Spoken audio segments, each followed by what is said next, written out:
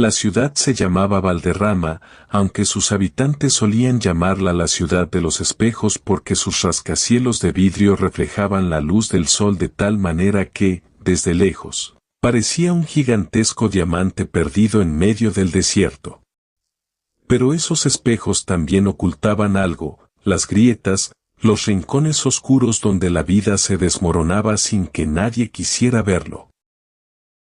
Todos los días, miles de personas caminaban por sus calles con prisa, con auriculares en los oídos y la mirada fija en el suelo, evitando cualquier tipo de contacto visual. Era una ciudad construida para el éxito, pero también para la soledad. En el corazón de Valderrama vivía Mateo Salinas, un ingeniero civil de 32 años que había llegado a la ciudad 10 años atrás con una maleta y un sueño. Había crecido en un pequeño pueblo llamado Cieneguilla, donde el río cantaba todas las noches y los vecinos se conocían por nombre. Pero Mateo quería más. Quería construir puentes, rascacielos, quería dejar su huella en el mundo. Y lo logró. Durante los primeros 7 años, su vida fue una escalada constante. Consiguió un puesto en una de las firmas de ingeniería más prestigiosas del país, ganó premios, firmó contratos millonarios. Compró un apartamento en el 5º piso de un edificio con vista al Parque Central, se compró un auto alemán y empezó a vestir trajes italianos que olían a cuero caro. Su madre, que aún vivía en Cieneguilla, siempre le decía cuando lo llamaba, «Hijo, no olvides de dónde vienes. El éxito no es solo dinero, es lo que haces con él». Pero Mateo no escuchaba. O quizás escuchaba, pero no entendía. Porque el éxito lo había vuelto ciego, sordo y, lo peor de todo, indiferente. Dejó de llamar a su madre con frecuencia. Dejó de responder los mensajes de sus amigos del pueblo. Se convenció a sí mismo de que esa era la vida que siempre había querido, rápida, brillante, sin ataduras. Hasta que un día, todo se derrumbó. Su madre enfermó. Primero fue un resfriado que no se curaba, luego una neumonía, y finalmente los médicos descubrieron un cáncer de pulmón en etapa avanzada. Para cuando Mateo se enteró, ya era demasiado tarde. El tratamiento no funcionó. En 6 meses, su madre, la mujer que lo había criado sola trabajando en una panadería, que se había desvelado noche tras noche para coserle los uniformes escolares, que había vendido su anillo de bodas para pagar su primer libro de texto universitario, se fue. Sin que Mateo pudiera decirle adiós como debía, sin que él hubiera estado allí lo suficiente. Esa pérdida lo quebró de una manera que no sabía que era posible. Durante semanas, no pudo salir de su apartamento. No contestaba llamadas, canceló reuniones, perdió contratos importantes. Su jefe lo llamó a una junta y le dijo, «Mateo, entendemos tu dolor, pero la empresa no puede esperar. O vuelves a la oficina la próxima semana o tendremos que buscar un reemplazo». Mateo colgó el teléfono y no volvió a responder nunca más. Dejó su trabajo, se fue del apartamento, vendió el auto y empezó a vagar. No era un vagabundo en el sentido estricto, porque aún le quedaban algunos ahorros. Pero su alma estaba perdida. Empezó a dormir en bancos de parques, en estaciones de autobuses, en albergues temporales. No buscaba ayuda, buscaba olvido. Durante 2 largos años, nadie supo dónde estaba. Su nombre desapareció de los directorios, sus amigos pensaron que había emigrado o que se había suicidado. Mateo, sin embargo, seguía vivo. Solo que su vida era una especie de sueño lúcido, una pesadilla de la que no podía despertar. Caminaba sin rumbo, hablaba solo a veces, veía pasar a la gente como si fueran sombras. Y la gente lo veía a él como una sombra. Lo evitaban, lo rodeaban, a veces le tiraban monedas sin mirarlo a la cara, como si fuera un mueble roto. Él aceptaba las monedas sin sentirlas. Comía lo justo para mantenerse en pie, pero su mirada estaba vacía. Todo cambió un miércoles de octubre, cuando el cielo de Valderrama se cubrió de nubes grises y empezó a llover sin piedad. La lluvia caía tan fuerte que las calles se convirtieron en ríos, y los transeúntes corrían a refugiarse bajo los techos de las tiendas y marquesinas. Mateo estaba sentado en una banca de metal en la entrada de un supermercado, empapado hasta los huesos. No tenía sombrilla, no tenía abrigo. Solo una chaqueta vieja y rota que ya no servía para nada.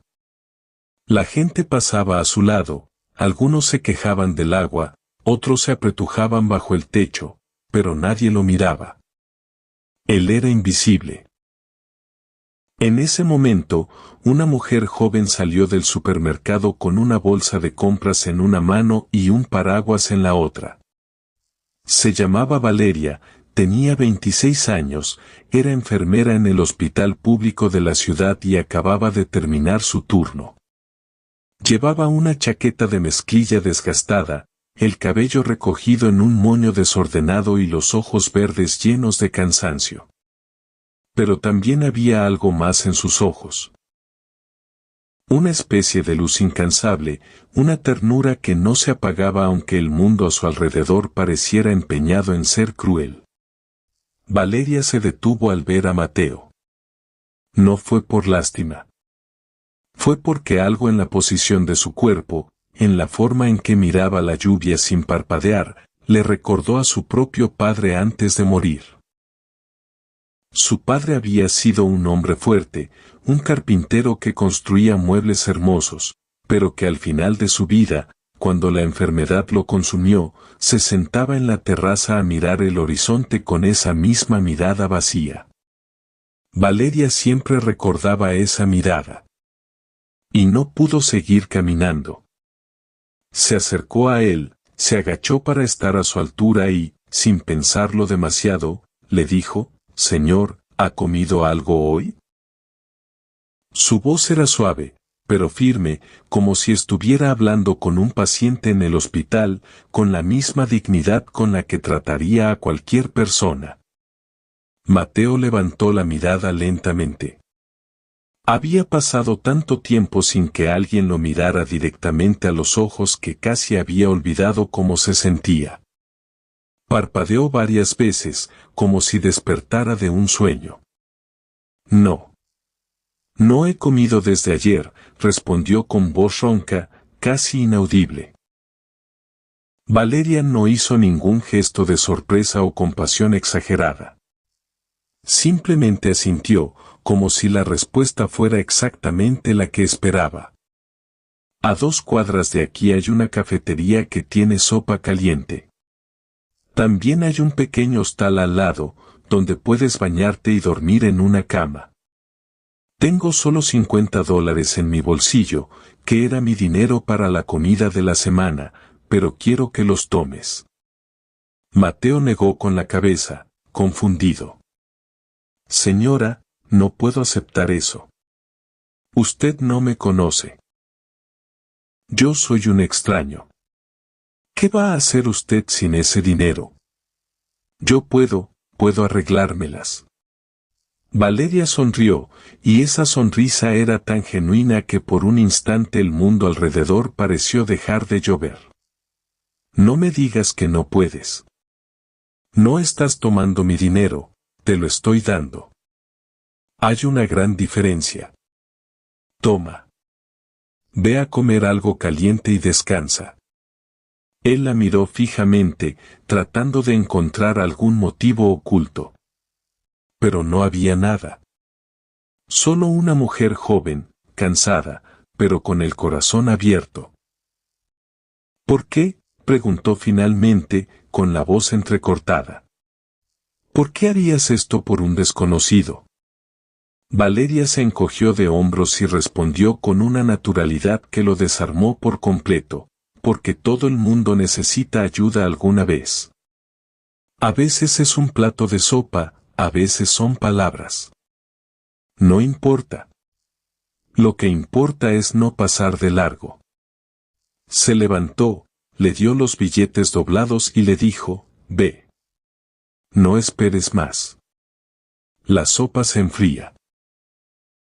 Y antes de que Mateo pudiera decir algo más, ella se fue caminando bajo la lluvia, sin paraguas, con su bolsa de compras apretada contra el pecho, y desapareció entre la multitud. Mateo se quedó allí sentado, con los billetes en la mano, sintiendo el peso de algo que no sabía nombrar. Por primera vez en 2 años, algo se removió en su interior. No era hambre, no era frío. Era una especie de calor diminuto, como una brasa encendida en medio de la ceniza. Se puso de pie lentamente, dobló los billetes con cuidado y empezó a caminar hacia la cafetería. Esa noche, Mateo durmió en una cama limpia por primera vez en meses. Mientras el techo del hostal giraba lentamente, él recordó las palabras de su madre: hijo, el éxito no es solo dinero, es lo que haces con él. Y sintió una mezcla de vergüenza y gratitud tan profunda que las lágrimas comenzaron a rodar por sus mejillas.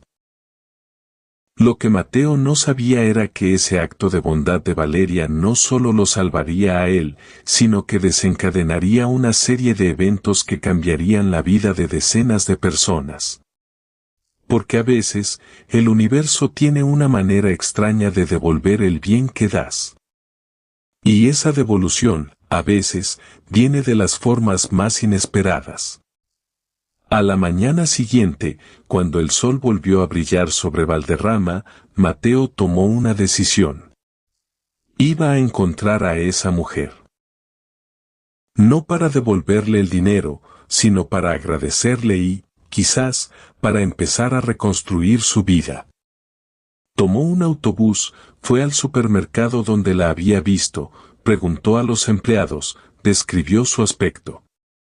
Uno de los cajeros, que conocía a Valeria porque era clienta habitual, le dio un dato: trabaja en el Hospital San Lucas. Mateo fue al hospital esa misma tarde, pero no la encontró. Le dijeron que estaba de descanso. Dejó un mensaje en la recepción, un número de teléfono de un celular que había comprado con lo poco que le quedaba. No sabía si ella llamaría, pero algo en su interior le decía que sí. Mientras tanto, Valeria llegó a su pequeño apartamento al otro lado de la ciudad. Estaba agotada, con los pies hinchados y la ropa aún húmeda. Se sirvió un vaso de agua y se sentó en su viejo sofá, mirando por la ventana el atardecer. No se arrepentía de haber dado su dinero. Lo había hecho muchas veces, con muchos desconocidos, aunque sus amigos le decían que era ingenua, que se aprovecharían de ella. Pero ella sabía que no podía ser de otra manera. Había visto demasiado sufrimiento en el hospital como para cerrar los ojos. Además, siempre recordaba una frase de su padre: no sabes cuándo tu pequeño gesto puede salvar la vida de alguien. Y entonces, su teléfono sonó. Era un número desconocido. Lo contestó con cautela, y al otro lado una voz ronca dijo: ¿Señorita Valeria? Soy yo, el hombre de la banca. El de la lluvia. Quiero agradecerle, y también quiero contarle algo. ¿Podríamos vernos? Ella dudó un segundo, pero luego sonrió. Sí, claro. Hay un café en la calle Libertad, con terraza. ¿A las 5? Mateo aceptó y colgó. Esa tarde, se encontraron. Valeria casi no lo reconoció. Mateo se había bañado, se había afeitado y vestía ropa sencilla pero limpia. No era el hombre derrotado de la banca. Era alguien que empezaba a recuperar su humanidad. Se sentaron en la terraza, el sol de la tarde iluminaba sus caras, y el aroma del café recién hecho llenaba el aire. Antes de que empiece a decir nada, dijo Valeria, quiero que sepas que no necesito que me devuelvas nada. Ese dinero era un regalo, no un préstamo. Mateo negó con la cabeza. No vine a devolverte el dinero. Bueno, no solo eso. Vine a decirte que me salvaste. No sabes cómo. No sabes lo perdido que estaba, no sabes lo vacío que me sentía. Hace 2 años que no tenía una conversación real con nadie. Y tú, sin conocerme, me diste algo que ni siquiera sabía que necesitaba. Me diste dignidad. Valeria escuchó en silencio, sus ojos verdes brillaban con una mezcla de ternura y asombro. ¿Y ahora qué vas a hacer?, preguntó finalmente. Mateo respiró hondo. Voy a reconstruir mi vida. Pero no como antes. Quiero hacerlo bien. Quiero ser como tú. Ayudar a otros. Usar lo que sé, lo que tengo, para que nadie más se sienta como yo me sentía en esa banca. Valeria sonrió y, sin pensarlo, extendió su mano sobre la mesa. Entonces, bienvenido de nuevo al mundo. Ese gesto simple, el roce de sus manos, fue como un juramento silencioso. Ninguno de los dos sabía que esa alianza apenas empezaba. Porque detrás de Valeria, al otro lado de la ciudad, había una crisis que cambiaría todo. El Hospital San Lucas estaba a punto de cerrar, las deudas se acumulaban y cientos de personas quedarían sin atención médica. Y la única persona capaz de salvarlo resultó ser alguien que Mateo conocía de su vida anterior, alguien que lo había dado por muerto, pero que ahora, al verlo, podría ofrecerle la oportunidad de redimirse.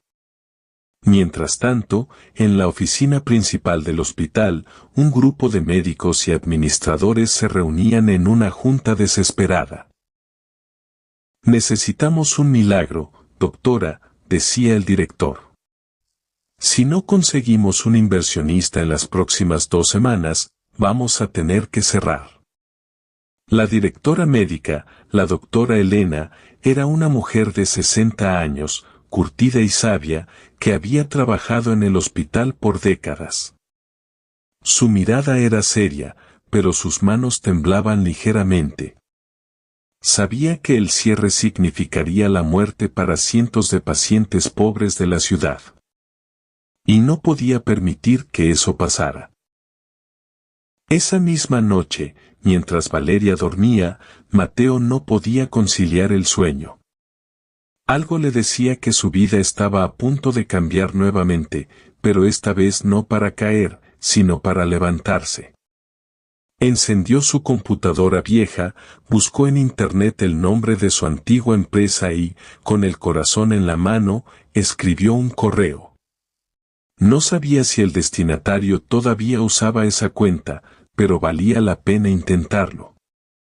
El asunto decía, sé que creías que estaba muerto, pero estoy aquí, y tengo una propuesta. Presionó enviar y esperó. A la mañana siguiente, su teléfono sonó a las 6 en punto. Era una llamada de un número extranjero. Al otro lado, una voz grave y familiar dijo, Mateo Salinas. ¿Eres tú? Después de 2 años, ¿así te apareces? ¿Con un correo críptico? Mateo sonrió. Sí, soy yo. Y tengo una historia que contarte. Una historia sobre una enfermera, un hombre en una banca y un hospital que necesita ser salvado. Hubo un silencio al otro lado. Luego, la voz dijo, cuéntame. Pero date prisa, porque tengo un avión que tomar. Y así, en el lapso de una llamada, comenzó el segundo acto de la historia. Mateo no sabía que había tocado una fibra sensible que haría rodar una bola de nieve. Y esa bola de nieve arrasaría con todo a su paso, pero para bien. Porque en su interior había aprendido algo fundamental: la verdadera grandeza no está en construir rascacielos, sino en tender puentes entre almas rotas. Y este era solo el principio. 2 semanas después, la ciudad de Valderrama amaneció con una noticia que corrió como pólvora en las redes sociales y en todos los noticieros locales. El Hospital San Lucas, que había estado al borde de la quiebra, había recibido una donación millonaria de una empresa internacional de construcción. El monto era tan grande que cubría todas las deudas y permitía la expansión del ala de pediatría. La noticia no mencionaba nombres, solo decía que un grupo de inversionistas anónimos había decidido apoyar la salud pública en la región. Pero dentro de los pasillos del hospital circulaban rumores. Algunos decían que era un empresario arrepentido, otros que una organización benéfica. La directora Elena, emocionada, se negaba a dar detalles, pero a solas, en su oficina, no podía dejar de llorar de alivio. Lo que nadie sabía era que el artífice principal de esa donación había sido Mateo. No con su dinero, porque no lo tenía, sino con su historia. La llamada que hizo esa noche había sido para su antiguo socio, Sebastián, un magnate de la construcción que había trabajado con él durante años y que nunca entendió por qué se había ido. Sebastián lo había buscado, había puesto detectives, pero Mateo se había desvanecido en el aire, como una sombra. Así que, cuando el correo llegó, Sebastián sintió una mezcla de furia y alivio. ¿Cómo pudiste desaparecer así?, le había preguntado durante esa primera llamada. Mateo no había podido explicarlo con palabras. Solo dijo: me perdí, hermano. Pero encontré el camino de regreso gracias a alguien que no conocía. Y ahora quiero devolver algo. Sebastián, que había hecho su fortuna en proyectos de infraestructura, era un hombre pragmático pero no insensible. Había visto a su propio padre caer en depresión después de la muerte de su madre, y sabía que el dolor puede hacerte hacer cosas que no entiendes. Así que, sin muchas preguntas, movió sus contactos y gestionó la donación. Pero puso una condición: que Mateo se hiciera cargo de supervisar el proyecto de reconstrucción del ala pediátrica. Era una manera de devolverle no solo su empleo, sino su propósito. Mateo aceptó de inmediato, aunque sintió un nudo en el estómago. No había trabajado en 2 años, y sus manos temblaban con el peso de las responsabilidades. Pero recordó las palabras de Valeria: lo que importa es no pasar de largo. Y se dijo a sí mismo que si ella podía dar su dinero de la comida a un desconocido, él podía poner su conocimiento al servicio de los demás. Así comenzó a ir al hospital todos los días, midiendo espacios, revisando planos, reuniéndose con ingenieros, arquitectos y trabajadores. En poco tiempo, su nombre empezó a pronunciarse con respeto en los pasillos del San Lucas. Y en medio de todo ese ajetreo, estaba Valeria. Ella lo veía caminar por los pasillos con un casco blanco y un portapapeles, y no podía evitar sonreír. Cada vez que se cruzaban, él la detenía para preguntarle cómo estaba, cómo habían dormido los pacientes, si necesitaba algo. No era un gesto vacío, era genuino. Había una chispa en sus ojos que no existía antes. Y ella, a pesar de ser una persona acostumbrada a cuidar a otros, se sentía cuidada por él de una manera que no sabía que necesitaba. Una tarde, mientras el sol se filtraba entre los postigos de la sala de espera, Valeria se acercó a Mateo, que estaba revisando unos planos en una mesa.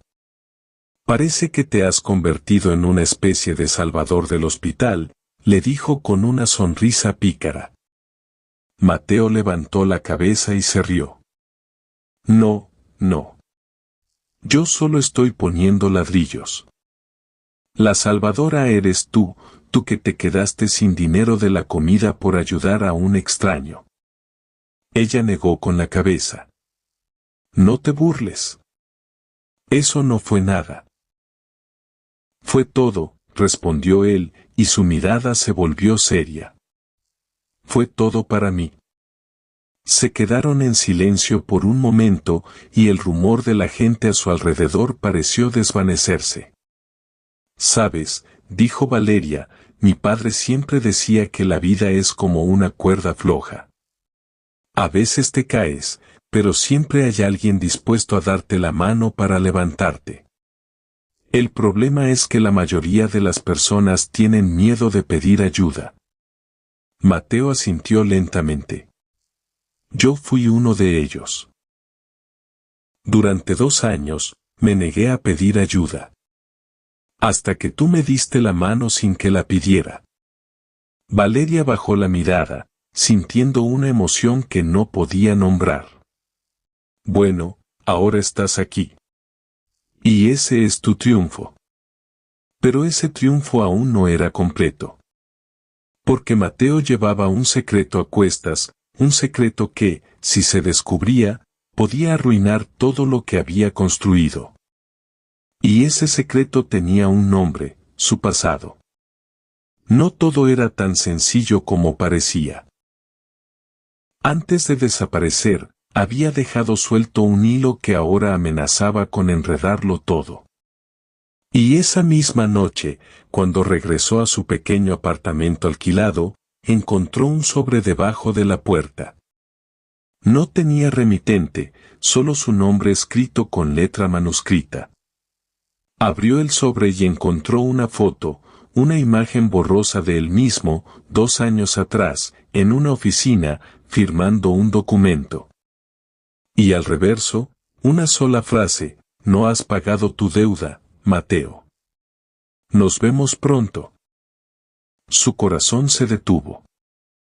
Esa foto era de antes de que todo se derrumbara. De una época en la que había cometido errores que creía enterrados. Pero el pasado siempre vuelve, y a veces lo hace en el momento menos oportuno. Esa noche no pudo dormir. Dio vueltas en la cama, pensando en cómo contar esa parte de su vida, en cómo explicarle a Valeria que el salvador del hospital no siempre había sido un buen hombre. Se levantó al amanecer, fue a la oficina del hospital y se encerró en la sala de juntas. Necesitaba pensar. Pero el destino, que parecía tener un plan, no le dio tiempo. Ese mismo día, la directora Elena lo llamó a su oficina. Había recibido una carta anónima que cuestionaba la procedencia de la donación, mencionando que el dinero podría tener vínculos con un caso de corrupción del pasado. La directora lo miró con seriedad, pero sin acusación. Mateo, le dijo, no sé qué hay detrás de esto. Pero necesito que me digas la verdad. ¿Hay algo que debas saber? Mateo sintió que el suelo se abría bajo sus pies. Pero en lugar de huir, respiró hondo y dijo, sí. Hay algo que tengo que contarte. Y quiero contártelo a ti, y también a Valeria. Porque si hay alguien que merece saber la verdad, es ella. Esa misma tarde, pidió a Valeria que se reuniera con él en la terraza del café donde se conocieron. El mismo lugar, las mismas sillas, pero el cielo estaba despejado y el sol poniente pintaba todo de naranja. Valeria llegó sonriente, pero al ver la expresión de Mateo, su sonrisa se desvaneció. ¿Qué pasó, Mateo? Te ves como si hubieras visto un fantasma. Él tomó su mano entre las suyas, y con la voz quebrada, comenzó a hablar. Antes de conocerte, antes de perder todo, cometí errores. Grandes errores. Cuando dirigía proyectos grandes, hubo un contrato que fue manipulado.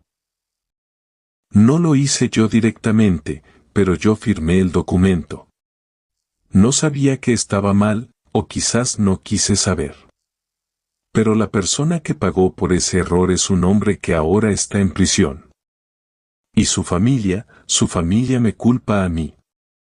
No me demandaron porque no pudieron probar mi participación directa, pero enviaron estas amenazas. Yo huí porque no pude con el peso de la culpa.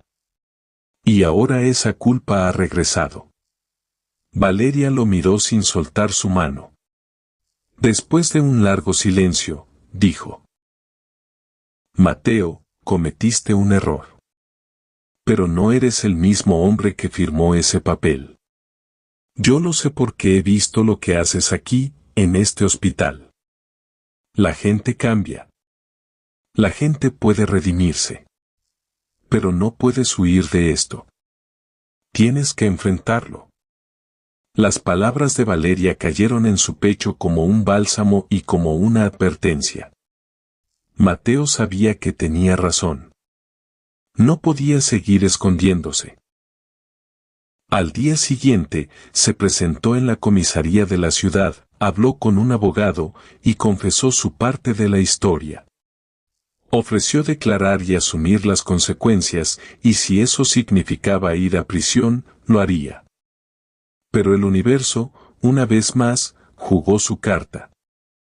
El abogado que lo representaba encontró una prueba que demostraba que él había sido engañado por sus superiores, que en realidad él era un testigo clave, no un cómplice. Y con esa prueba, no solo se evitó la cárcel, sino que ayudó a desmantelar una red de corrupción que había operado durante años. La noticia llenó los titulares, pero esta vez, Mateo no era el villano, era el héroe que había vuelto para hacer justicia. Esa noche, en el hospital, después de que la noticia se difundiera, todos los médicos y enfermeras le dieron una ovación espontánea. Valeria lo abrazó fuerte, y entre sus brazos, Mateo sintió que por fin podía respirar. No todo estaba resuelto, pero había dado un paso gigantesco. Y entonces, un niño de la sala de pediatría, un pequeño de 8 años que llevaba meses internado, se acercó a él y le dijo: «Señor, mi mamá dice que usted construyó el nuevo cuarto de juegos. ¿Puedo llevarlo a verlo?». Mateo no pudo contener las lágrimas. Tomó la mano del niño y caminó con él hacia el ala nueva, donde los colores brillaban y los juguetes esperaban. Era su obra, su arrepentimiento, su esperanza. Al fondo, Valeria lo veía con una sonrisa que iluminaba todo el pasillo. En ese momento, supo que Mateo había vuelto a casa. Y aunque aún quedaban desafíos, el camino se había iluminado. El tiempo pasó, y el Hospital San Lucas se convirtió en un símbolo de esperanza en Valderrama. La expansión se completó en menos de lo previsto, y los pacientes de bajos recursos recibieron atención de calidad sin tener que pagar un centavo. Mateo fue nombrado director de proyectos de la fundación que se creó para administrar los recursos, y aunque al principio dudó de su capacidad, pronto demostró que su don no era solo para construir estructuras de concreto, sino también para construir confianza. Su relación con Valeria se profundizó. No era una relación de película, con grandes declaraciones y fuegos artificiales, era más bien como un río que fluye constante, con sus corrientes suaves y sus remolinos inesperados. Iban a tomar café juntos después del trabajo, paseaban por el parque los domingos, y a veces ella se quedaba a dormir en su apartamento, viendo películas antiguas hasta que el sueño los vencía. Mateo se había convertido en la persona que ella no sabía que necesitaba, y él sentía que ella era el faro que lo guiaba de regreso a la orilla. Pero la vida nunca es completamente tranquila. Una mañana, cuando Valeria revisaba los expedientes de los pacientes, recibió una llamada. Su madre, que vivía en un pueblo cercano, había sufrido un accidente en su casa. Se había caído de una escalera mientras podaba los árboles del jardín y se había fracturado la cadera. En su pueblo no había un hospital equipado para ese tipo de lesiones y necesitaba trasladarla urgentemente a la ciudad. Valeria entró en pánico. No era una mujer que se asustara fácilmente, pero cuando se trataba de su familia, su coraza se resquebrajaba. Mateo, que casualmente estaba cerca, la vio palidecer. ¿Qué pasó?, preguntó, tomándola del brazo. Ella tartamudeó, contándole la noticia. Sin dudarlo, él la llevó a su auto. Vamos. La traeremos aquí, al San Lucas. Yo mismo haré los arreglos. Durante las siguientes horas, Mateo demostró que su capacidad de acción no se limitaba a los planos. Llamó al director, organizó una ambulancia, se aseguró de que un traumatólogo de guardia estuviera listo. Cuando la madre de Valeria llegó, él ya había preparado todo. La operación fue un éxito, y aunque la recuperación tomaría meses, la mujer sonrió desde la cama del hospital. Valeria, ¿quién es este hombre tan atento?, preguntó con voz débil. Valeria, con lágrimas en los ojos, dijo, es Mateo, mamá. Es el hombre que me enseñó que la bondad nunca es en vano. Durante las semanas de recuperación, Mateo y Valeria se turnaron para cuidar a su madre. Y en medio del cuidado, las charlas y las noches en vela, la relación entre ellos se hizo más profunda. Una noche, mientras Valeria dormía en una silla al lado de la cama de su madre, Mateo la observó desde la puerta. No podía imaginar su vida sin ella. Pero había una pregunta que se hacía constantemente, ¿realmente la merecía? ¿Podía un hombre que había estado perdido tanto tiempo ofrecerle la estabilidad que ella merecía? Esa duda se disipó unos días después, cuando la madre de Valeria, ya restablecida, lo llamó aparte. Mateo, siéntate. Quiero decirte algo. Mi hija es una mujer fuerte, pero también es sensible. Se pasa la vida cuidando a otros. Tú eres el primero que la cuida a ella. Y por eso, te lo agradezco. Mateo se sintió desarmado. Señora, no hago nada especial. Solo estoy a su lado. La madre sonrió con picardía. A veces, solo estar a su lado es lo más especial que puedes hacer. Fue entonces cuando Mateo sintió un impulso. En el bolsillo de su chaqueta siempre llevaba un pequeño estuche con un anillo que había comprado meses atrás, guardándolo para el momento adecuado. No era un anillo costoso, era de plata, con una pequeña piedra azul, pero para él era el símbolo de un nuevo comienzo.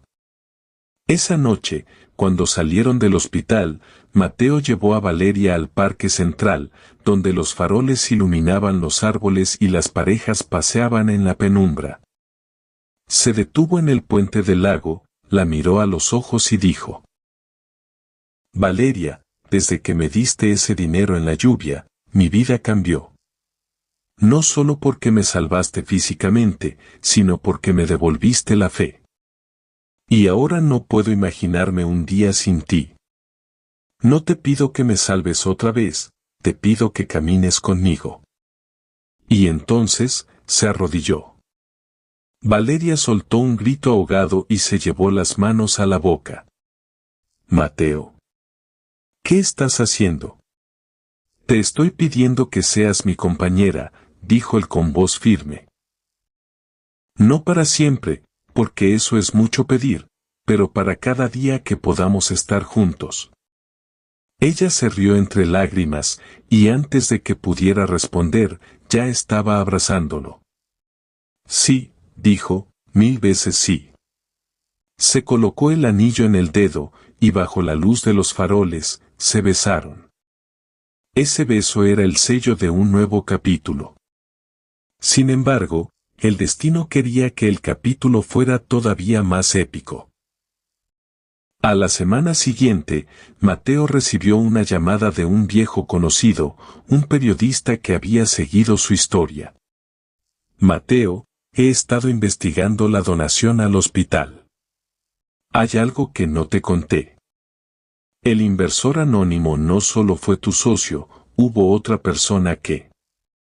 El periodista, un hombre llamado Darío que había cubierto las noticias de corrupción en la ciudad durante décadas, se reunió con Mateo en una pequeña cafetería al sur de Valderrama. Llevaba una carpeta llena de documentos y una expresión seria que hizo que Mateo sintiera un escalofrío recorrerle la espalda. Lo que voy a decirte no es fácil, comenzó Darío, deslizando una hoja amarillenta por la mesa. Pero es importante. Hay un segundo nombre detrás de la donación al hospital. Alguien que pidió expresamente no ser mencionado. Y ese alguien es la misma persona que te denunció anónimamente hace meses. Mateo frunció el ceño, confundido. ¿Cómo puede ser eso? ¿Quién haría una donación millonaria y luego me denunciaría al mismo tiempo? Darío suspiró y señaló el documento. Es el hermano del hombre que está en prisión. El que firmó el contrato fraudulento del que tú fuiste testigo. Él siempre supo que tú no eras el responsable principal, que solo fuiste una pieza engañada. Pero también sabía que eras el único que podía testificar contra los verdaderos culpables. Su plan nunca fue destruirte, su plan fue presionarte para que hablaras. Donó el dinero al hospital porque sabía que eso te pondría en el centro de atención y te daría la oportunidad de limpiar tu nombre. Te estaba orquestando, Mateo. Te estaba ayudando a encontrar tu redención.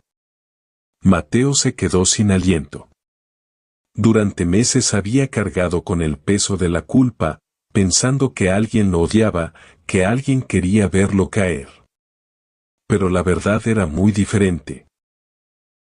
El hermano del encarcelado, un empresario que había sufrido en silencio la condena de su familiar, había decidido tomar cartas en el asunto. No desde el rencor, sino desde la justicia. Quería que la verdad saliera a la luz, y sabía que Mateo, al ser confrontado, haría lo correcto. Y así fue. Pero, ¿por qué no me lo dijo directamente?, preguntó Mateo, con la voz temblorosa. Darío se encogió de hombros. Quizás porque creía que si te lo decía directamente, no actuarías con sinceridad.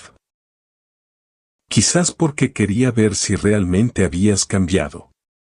O quizás, porque en el fondo, necesitaba que tú también creyeras en ti mismo. A veces, los actos de bondad vienen de las personas menos esperadas, ¿no crees?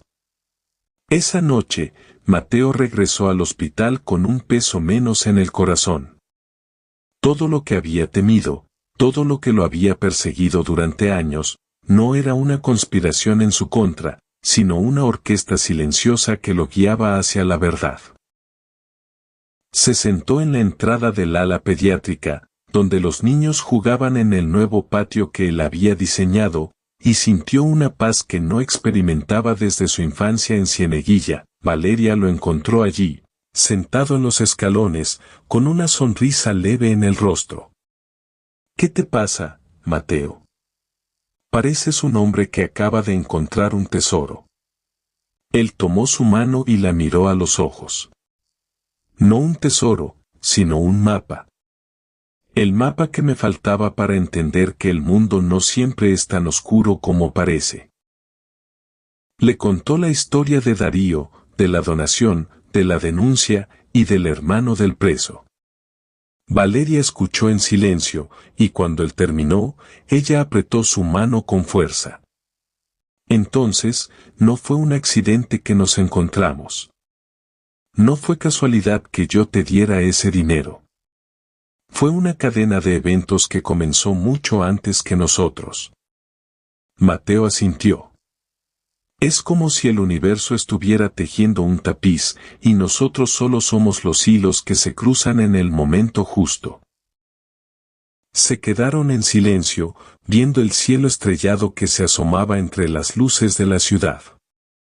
Mateo miró el anillo de plata en el dedo de Valeria y sonrió. ¿Sabes?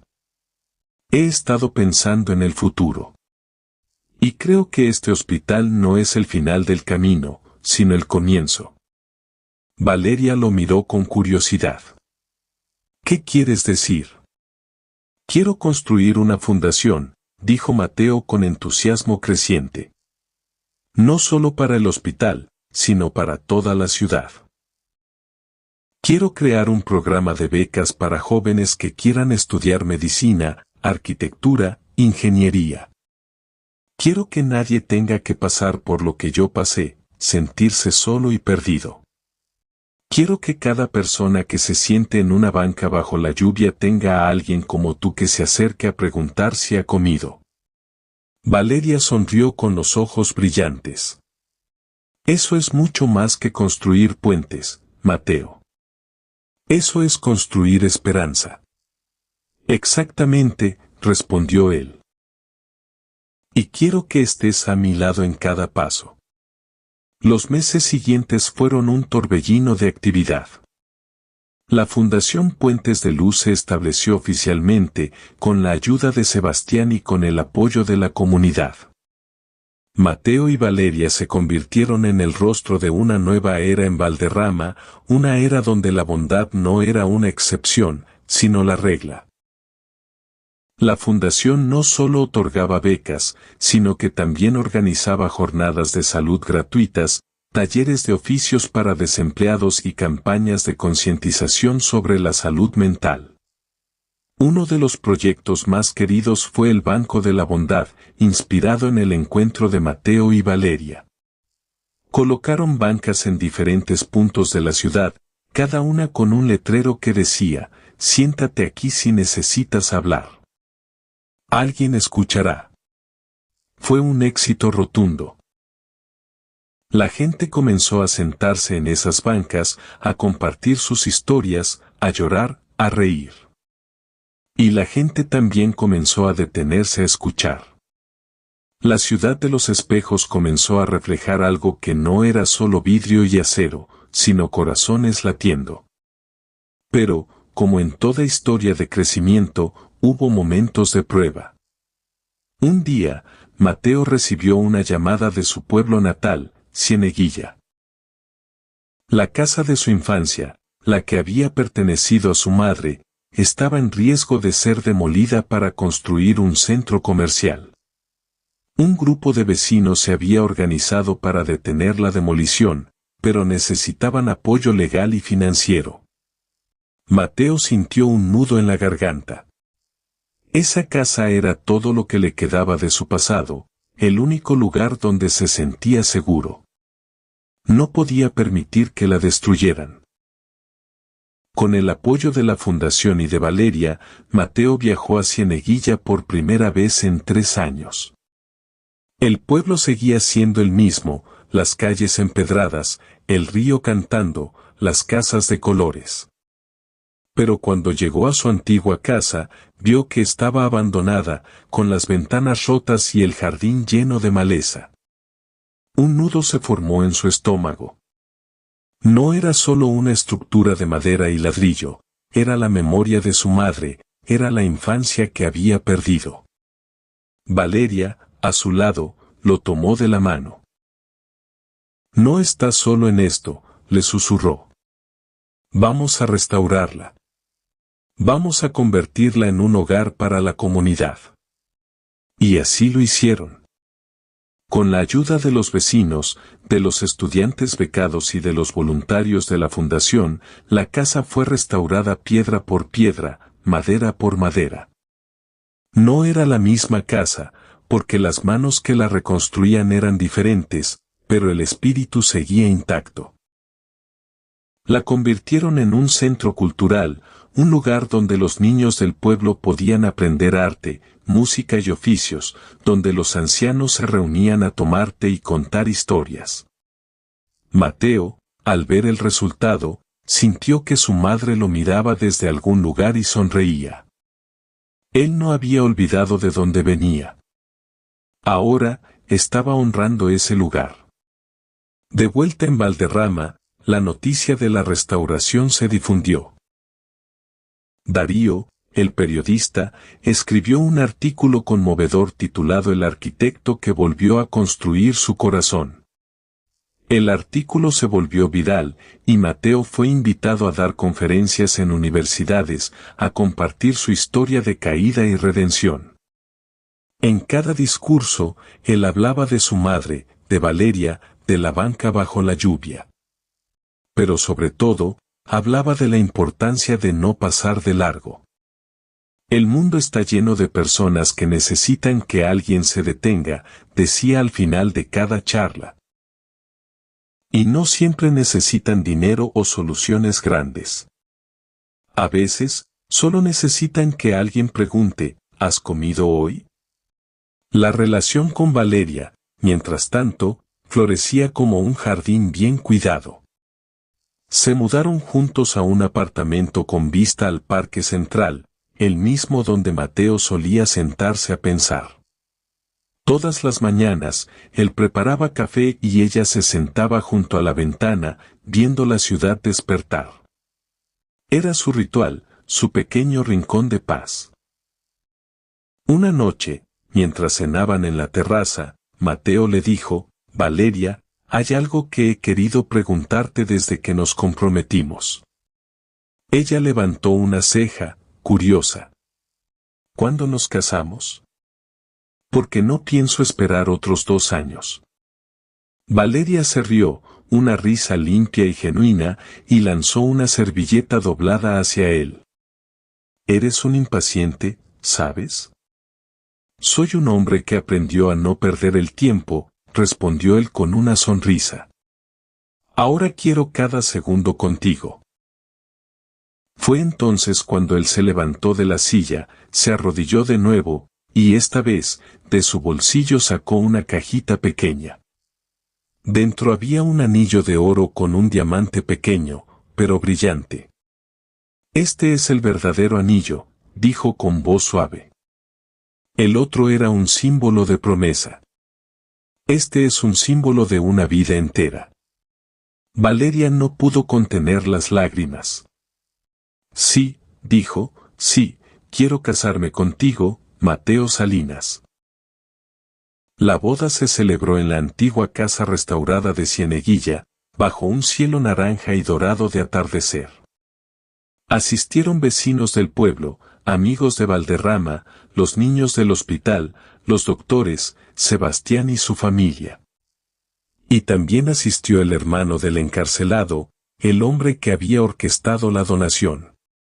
Mateo no lo reconoció al principio, pero cuando se acercó a felicitarlo, el hombre le dijo, solo quería verte feliz. Ver que la justicia, aunque a veces tarda, siempre llega. Y ver que la redención es posible.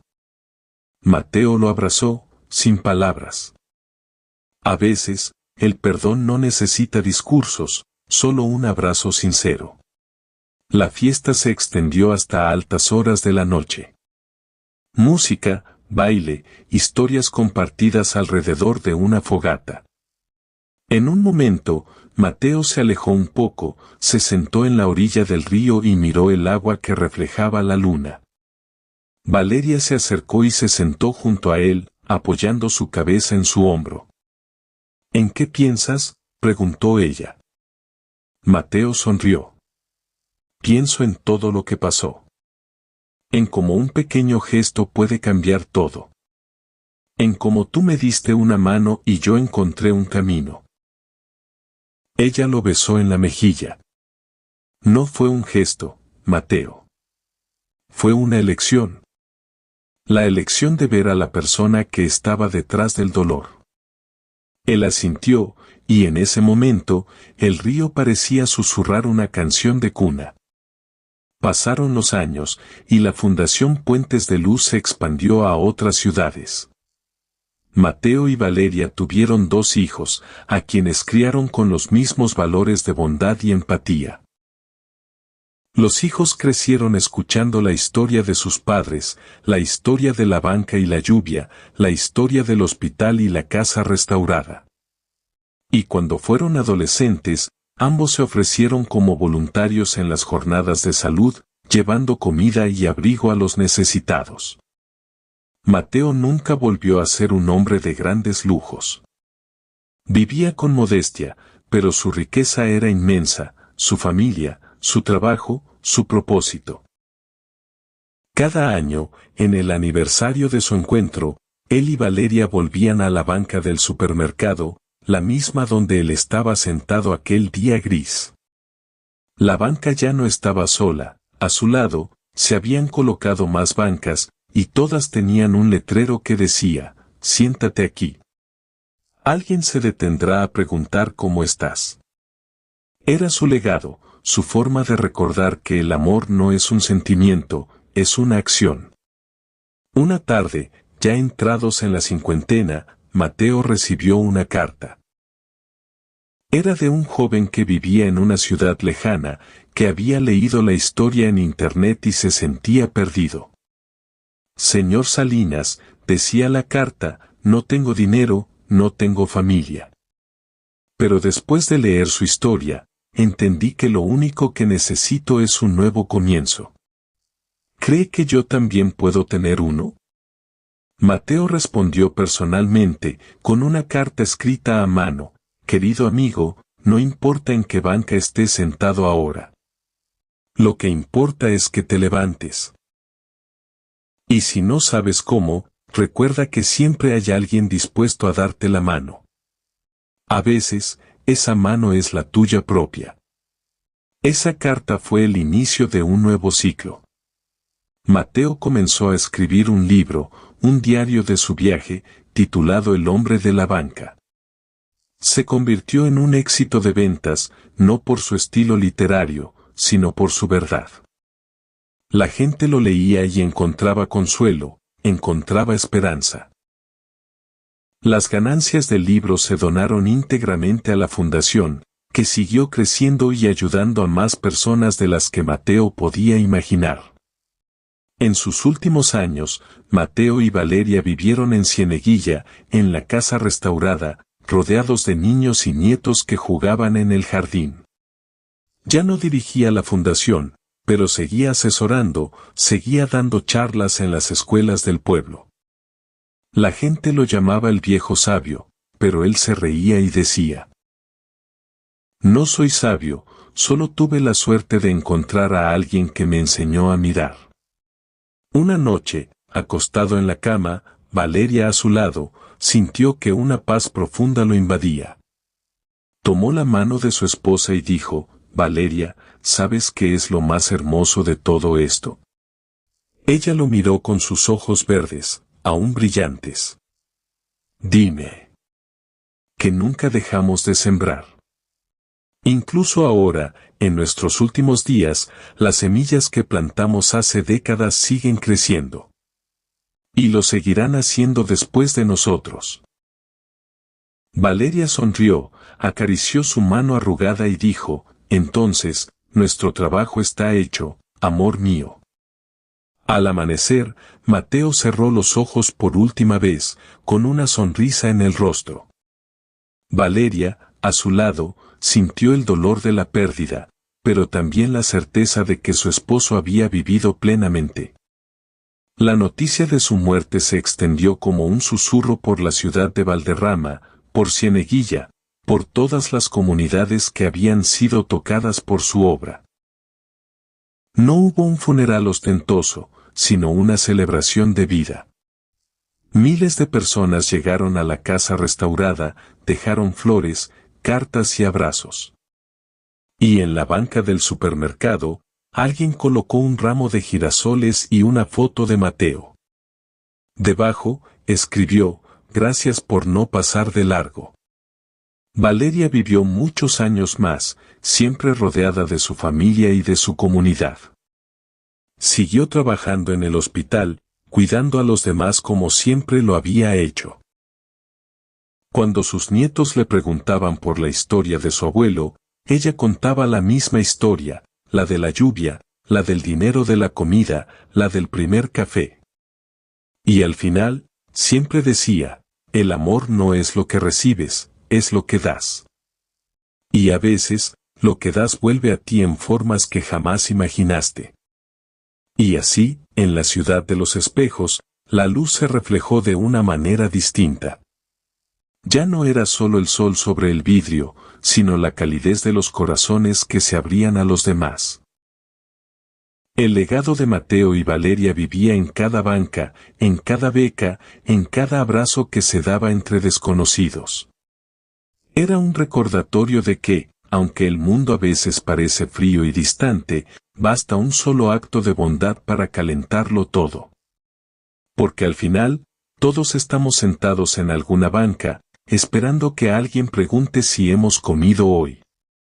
Y la respuesta, amigos, es que sí, todos hemos comido, pero no solo de pan, hemos comido de la esperanza, de la dignidad y del amor. Y ese es el alimento que nunca se acaba. Gracias por acompañarnos en esta historia. Si te ha llegado al corazón, no olvides darle like, suscribirte al canal, compartir este video con alguien que necesite escucharlo y dejar tu comentario contándonos qué fue lo que más te emocionó. Nos vemos en la próxima historia.